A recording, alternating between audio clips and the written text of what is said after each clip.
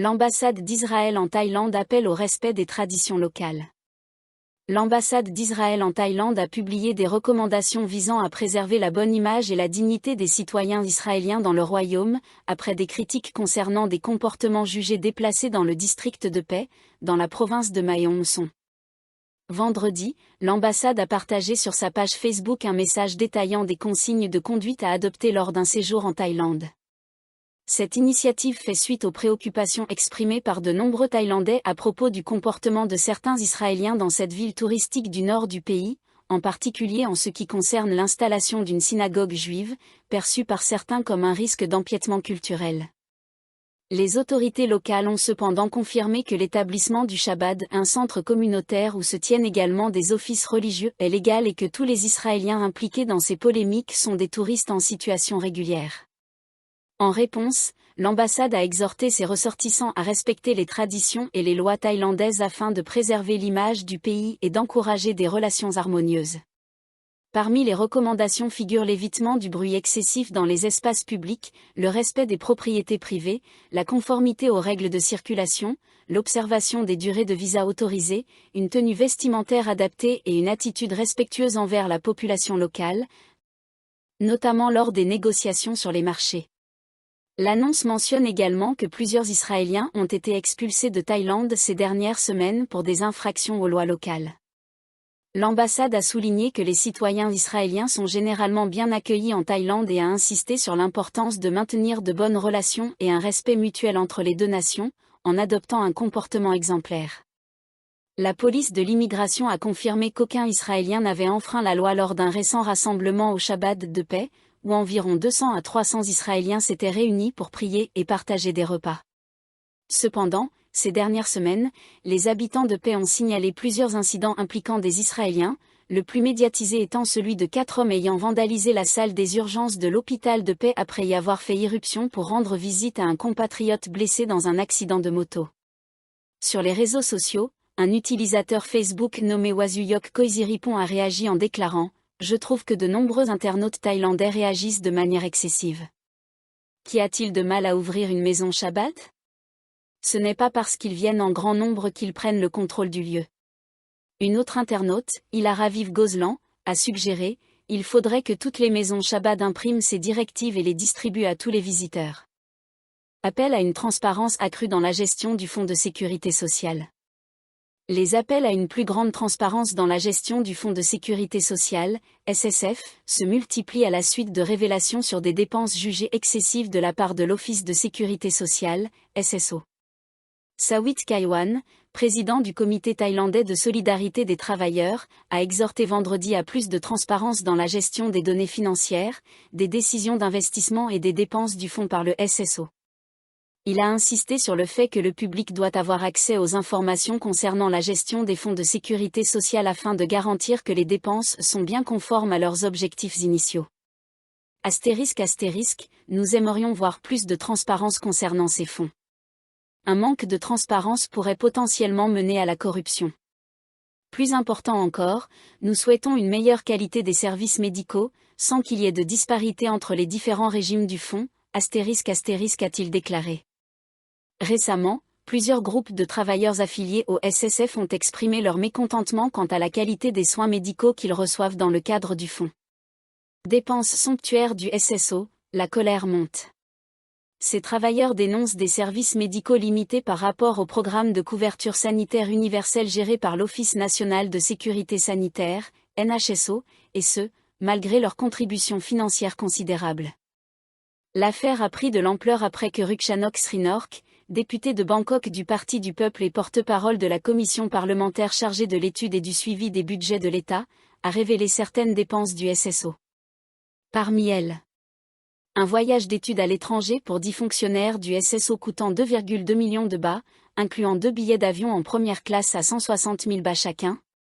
Un hébergement 5 étoiles au Japon à 16 000 bahts par nuit. Un budget transport de 35 000 bahts par personne. Un coût annuel de fonctionnement de la hotline du SSO estimé à 100 millions de bahts. Lors d'une intervention sur YouTube vendredi, la ministre du Travail, Fifa Ratchakit Prakarn, et Madame Rukshanok ont commenté ces révélations. Madame Rukchanok a vivement critiqué ces voyages à l'étranger, questionnant leur utilité. Si la situation ne s'améliore pas après ces voyages, alors ils n'ont aucun intérêt, a-t-elle déclaré. Le ministère minimise la polémique. En réponse, M. FIFA a affirmé que les prestations de santé sous le SSF s'améliorent progressivement et a minimisé les comparaisons avec la couverture universelle du NHSO. Il a rappelé que les affiliés au SSF ont accès à des soins dentaires gratuits avec un plafond de 900 bahts par an, et que des unités mobiles de soins dentaires sont mises à disposition des communautés. Il a également annoncé que ce plafond pourrait être relevé à 1200 bahts par an. Le SSO tente d'apporter des améliorations après les critiques sur ses voyages. Mais il n'est peut-être pas très efficace en matière de communication, il doit donc mieux informer le public sur ses actions, a-t-il ajouté. Un fonds colossal sous surveillance. Le SSF est le plus grand fonds public de Thaïlande, avec une valeur de 2,65 trillions de bahts, assurant la protection sociale et la sécurité financière de 24 millions de membres. Face aux critiques, le SSO a défendu son budget administratif en affirmant qu'il respecte la loi sur la sécurité sociale, qui limite les dépenses de gestion à 10% des contributions annuelles. En 2024, seulement 3% des contributions ont été affectées à l'administration, bien en deçà du plafond légal, a précisé le ministre. Cependant, les détracteurs soulignent que, bien que ce pourcentage soit relativement bas, il représente tout de même 7,2 milliards de bahts, sur un total de 240 milliards de bahts de contributions en 2023. Plus préoccupant encore, des doutes persistent quant à la transparence et à l'efficacité de la gestion des dépenses, d'autant plus que le rendement des investissements du fonds demeure inférieur à 3%. Le président du Sénat s'oppose fermement à l'enquête du DSI sur les élections sénatoriales. Le président du Sénat, Mongkol Surasaja, a exprimé une vive opposition au projet du département d'investigation, DSI, d'enquêter sur les plaintes liées aux élections sénatoriales de l'année dernière. Ces déclarations interviennent alors que le DSI se prépare à examiner des allégations de fraude électorale, à la suite de demandes formulées par des candidats non élus qui ont exhorté la commission électorale, EC, à intensifier ces investigations ou à les transférer au DSI. Lors d'une conférence de presse tenue vendredi en présence de plusieurs sénateurs, M. Mongkol a insisté sur le fait que la commission électorale détient le mandat constitutionnel pour traiter les allégations de fraude électorale et qu'elle a déjà accepté les plaintes pour enquête. Il a appelé ceux qui n'ont pas l'autorité légale à ne pas interférer, ajoutant que les sénateurs, élus selon la loi et les règlements en vigueur, prendront des mesures pour protéger leur dignité et leur réputation. Des soupçons de manipulation des résultats. L'actuel Sénat de 200 membres a été élu parmi 20 groupes professionnels à travers un processus d'un mois, impliquant des votes internes et intergroupes au niveau local, provincial et national, du 9 au 26 juin de l'année dernière. Cependant, des plaintes ont été déposées concernant une prétendue collusion pour manipuler les résultats. Au début du mois, Paul Maji Genkanrob Panyakaeo, membre d'une liste de réserve, a critiqué la lenteur de la commission électorale dans le traitement des plaintes liées à d'éventuelles irrégularités. Il a averti que si le C ne terminait pas son enquête à temps, il demanderait au DSI de prendre en charge les dossiers. Crainte d'une atteinte à la crédibilité du Sénat. Vendredi, Paul Maji Genchatrawa Semfe, sénateur, a exprimé son inquiétude quant à l'implication potentielle du DSI, estimant que cela pourrait saper la confiance du public dans le Sénat.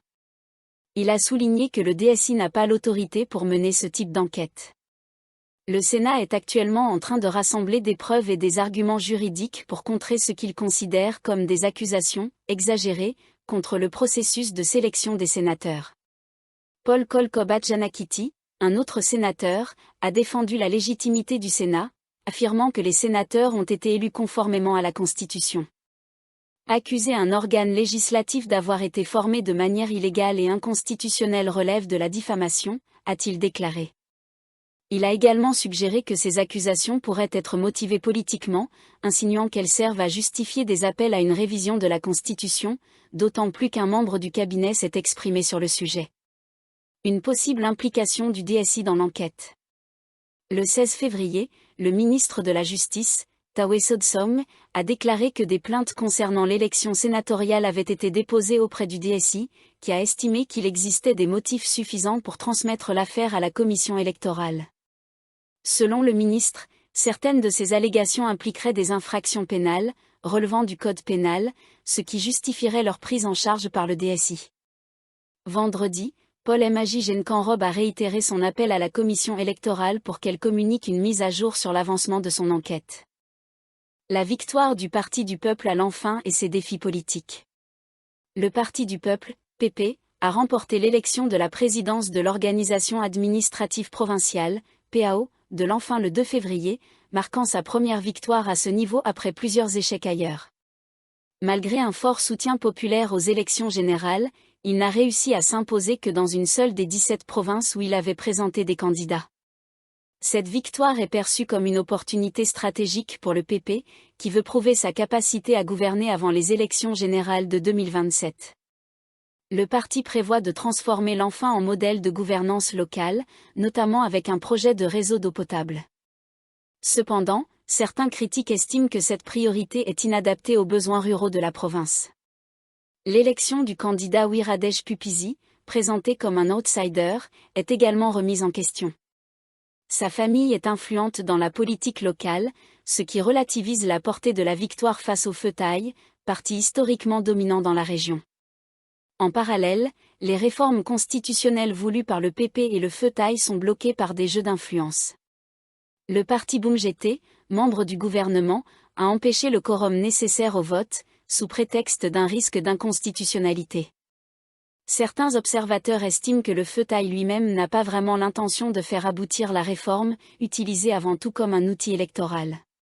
Ainsi, le PP fait face à un double défi, réussir son projet à l'enfin pour gagner en crédibilité et surmonter les obstacles politiques nationaux qui freinent ses ambitions.